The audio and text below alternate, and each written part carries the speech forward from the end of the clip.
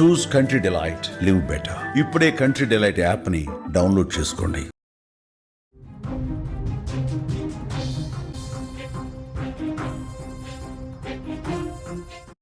మేడిపల్లి అశోక్ మరణం ఒక సాధారణ మరణం కాదు.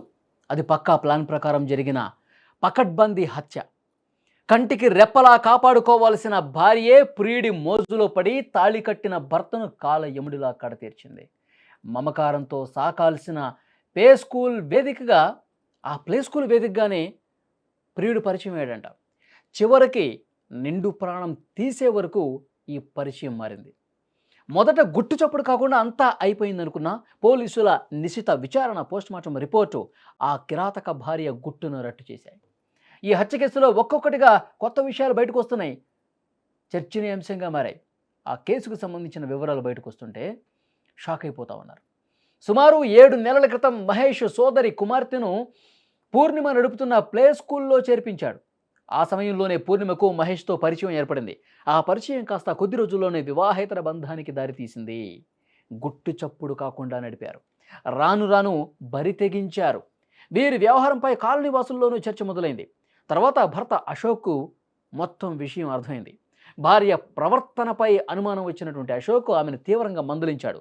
నీ బుద్ధి మార్చుకొని, తీరు మార్చుకొని, పద్ధతి మార్చుకో అని చెప్పి హెచ్చరించాడు. కానీ పూర్ణిమలో మార్పు రాలేదు. మారకపోవడంతో పాటు తప్పు అని చెప్పిన భర్తనే చంపేయాలనుకుని ప్రియుడితో కలిసి స్కెచ్ వేసిందండి. 11వ తారీఖు అశోక్ ఆఫీస్ నుంచి రాగానే ప్రియుడు మహేష్ అతని స్నేహితుడు సాయి కుమార్తో కలిసి పూర్ణిమ దాడి చేసింది. నిందితులు అశోక్ని కింద పడేసి అదిమి పట్టుకున్నారు. మహేష్ 3 చున్నీలు తీసుకుని మెడకు బిగించి అశోక్ ప్రాణం పోయే వరకు వదలలేదు. ఎంత ప్లాన్ ప్రకారం చెప్పేశారు చూడండి. చనిపోయాడని చెప్పి నిర్ధారించుకున్న తర్వాత నిందితులు అక్కడి నుంచి పరారైపోయారు.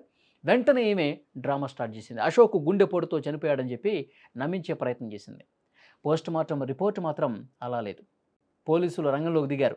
సీసీ ఫుటేజ్ పరిశీలించడంతో పాటు స్థానికులను కూడా విచారించారు. దొరికిన ఆధారాల ఆధారంగా పూర్ణిమ మహేష్ను గట్టిగా ప్రశ్నించారు.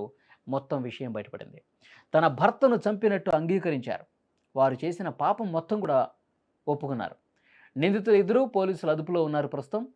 ఈ దారుణ ఘటన సమాజానికి ఒక చేదు నిజాన్ని గుర్తు చేస్తోందండి. కష్ట సుఖాల్లో తోడుంటానని అగ్ని సాక్షిగా 14 ఏళ్ల క్రితం 7 అడుగులు వేసిన ఆ పవిత్ర బంధం పరాయి వ్యక్తి పరిచయం ముందు చిన్నబోయింది. 7 నెలల కిందట ప్లే స్కూల్ వేదికగా మొదలైన ఒక వికృత పరిచయం భర్త ప్రాణాలు తీసే వరకు వెళ్ళిందంటే ఎలా తయారవుతున్నారో ఇక్కడ మనం అర్థం చేసుకోవచ్చు. ప్లే స్కూల్ వేదికగా అయినటువంటి పరిచయం తర్వాత వాళ్ళు అనైతిక బంధానికి, అక్రమ సంబంధానికి దారితీసింది. ఇక ఆ సంబంధం కొనసాగించడం కోసం భర్తకు తెలిస్తే మందలించాడని చెప్పి, తన అక్రమ సంబంధానికి అడ్డొస్తున్నాడని చెప్పి, తను ఇంకా ప్రియుడితో ఈ వ్యవహారం కొనసాగించడం కష్టమవుతుందని చెప్పి భావించి, ఎందుకంటే భర్త మందలించడంతోనే ఆగల, మొత్తం వేరే కాలనీకి షిఫ్ట్ అయిపోయాడంటే ఇల్లు. సో ఇంత ఈ విధంగా భర్త ఇబ్బంది పెడతా ఉన్నాడు, నా సుఖాలకు అడ్డొస్తున్నాడు అన్న ఉద్దేశంతో భర్తని చంపాలని చెప్పి ఆలోచన చేసి ప్రియుడి ఫ్రెండ్ని ఇంటికి పిలిపించుకొని, ఇతను ఒక ఇంజనీరింగ్ కాలేజీలో ఆయన మేనేజర్గా పనిచేస్తూ ఉన్నాడు. సాయంత్రం 6 గంటలకి ఆ కాలేజీ నుంచి ఇంటికి వచ్చి రెస్ట్ తీసుకుంటున్న క్రమంలో, నా భర్త రెస్ట్ తీసుకుంటున్నాడు, ఇదే సరైన సమయం, మీరు రండి అని చెప్పి పిలిపించి ముగ్గురు కలిసి ఒకళ్ళు కాళ్ళు పట్టుకున్నారు, ఒకళ్ళు తల పట్టుకున్నారు. ఈ ప్రియుడు మహేష్ 3 చున్నీలు తీసుకొని మెడకేసి బిగించి గట్టిగా లాగి గొంతు నొక్కి చంపేశారండి.